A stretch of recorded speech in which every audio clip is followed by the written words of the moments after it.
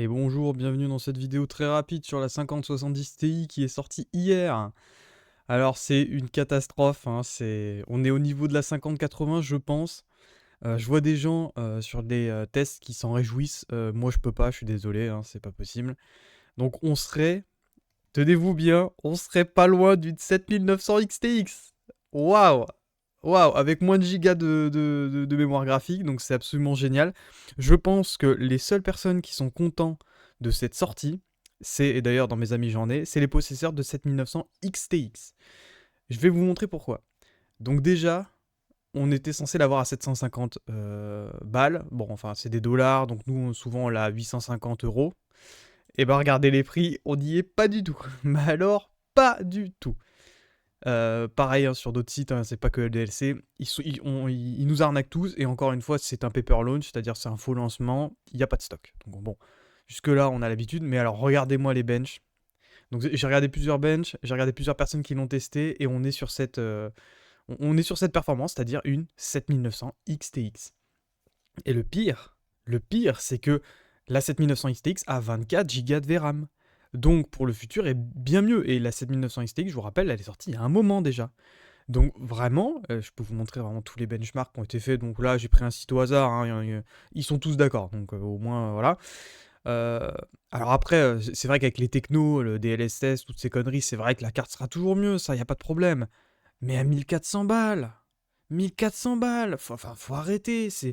C'est pas possible. C'est 1400 balles pour une carte qui est moins bonne qu'une 7900 XTX.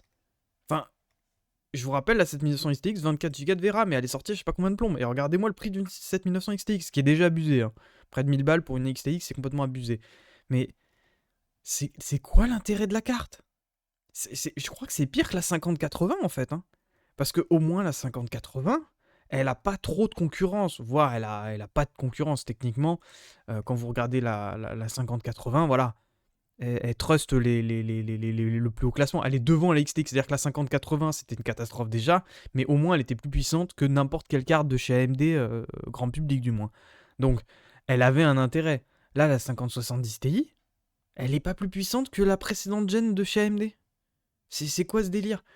Je comprends pas comment c'est possible. Je comprends pas comment on peut en arriver là et se dire que c'est normal. Donc, je vais faire une vidéo à rallonge, voilà, pour raconter ma vie. Mais voilà, c'est comme la 5080, c'est une catastrophe, c'est le plus petit gain générationnel qu'on ait jamais eu. Et de toute façon, c'est normal parce qu'il me semble que c'est sur le même processus de fabrication. Voilà, le 5 nanomètres de chez TSMC, donc c'était déjà le cas sur les séries 4000, voilà. Donc en fait, il peut pas y avoir de gain, hein, tout simplement, c'est aussi bête que ça. Il n'y a pas d'amélioration du processus, il n'y a pas de gain.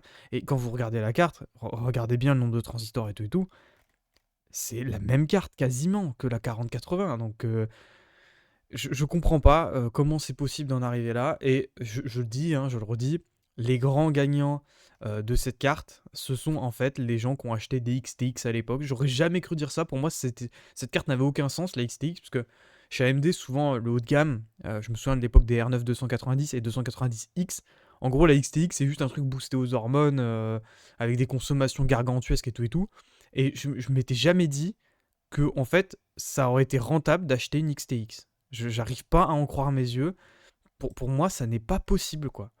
Regardez en jeu, hein. Regardez en jeu. Et plus on monte en définition, donc plus on va vers de la 4K ou même de la UHD sur des gros jeux, plus en fait le gap par rapport à la XTX se fait sentir parce que là, la 5070 n'a que, TI du moins, n'a que 16 Go. Et donc là, la XTX, on voit que bah, sur les gros jeux, bah, pour le futur, elle est bien meilleure. Donc une carte qui a plusieurs années est meilleure qu'une carte qui vient de sortir. Je vous dis, hein, il n'y a aucun monde où la 5070 sera intéressante. Il n'y a aucun monde où la 5050 même sera intéressante, ou la 5060. Aucun monde. C'est impossible. Et en fait, c'est horrible à dire, et je l'avais dit sur ma vidéo, mais la plus intéressante de toute la gamme, c'est la 5090. Voilà, parce qu'en fait, voilà, si vous avez de l'argent à foutre en l'air, bah autant acheter une 5090, quoi, on s'en fout, hein, voilà, autant faire vendre un rein ou vendre sa bagnole pour la carte, mais bon, au moins vous avez les meilleures cartes, quoi. Mais ça n'a aucun intérêt, ces nouvelles cartes, je ne comprends pas pourquoi elles existent. Enfin, franchement, Nvidia aurait juste dû sortir des...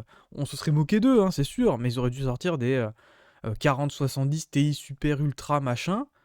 Et voilà, franchement, il y a pas d'amélioration du processus de fabrication, il y a pas d'amélioration, notable du côté des technos parce que pareil, hein, on parle des technos, mais je vous assure, le nouveau DLSS, il est pas impressionnant par rapport à la différence qu'il y avait entre le DLSS 1, 2 et 3.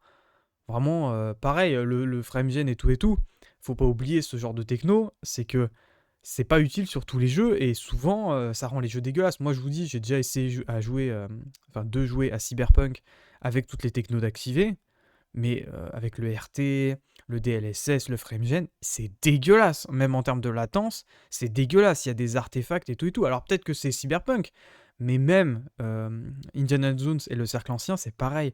Le jeu est pas très beau. Alors après, je sais qu'il faut être, entre guillemets, un puriste, quoi. Faut vraiment regarder très précisément là où on sait qu'il y aura des problèmes, ça c'est sûr. Mais une fois que vous avez l'œil pour ces trucs-là, vous n'arrivez plus à les esquiver. Pareil pour le FrameGen.